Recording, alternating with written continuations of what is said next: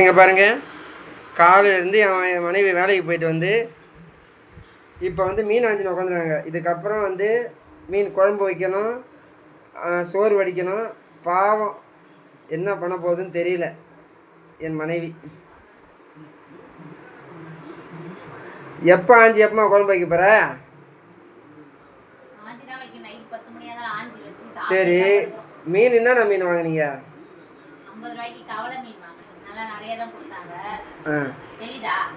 தெரியலையே. இது ஃபுல்லா 50 ரூபா இந்த மீன். அந்த மீன் 50 ரூபாயா?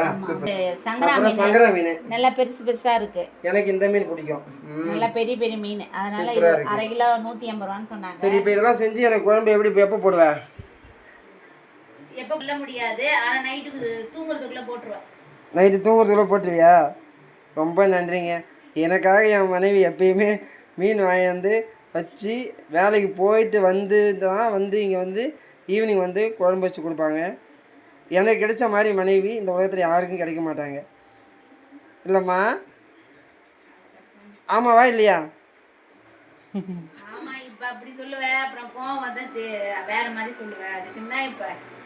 அன்பாக இருந்தால் எல்லோரும் கோவம் தான் செய்யும். நம்ம 2 பேரும் அன்பாக இருக்கிறோம். கண்டிப்பாக கோவத்தில் சண்டை சச்சரவுகள் நிறைய இருக்கும். இருந்தாலும் என் மேலே உனக்கு அன்பு, உன் மேலே எனக்கு அன்பு. ஓகேவா? சண்டை எங்கே இருக்குதோ அங்கே தான் அன்பு அதிகமாக இருக்குன்னு சொல்லுவாங்க. ஓகே, பாய்.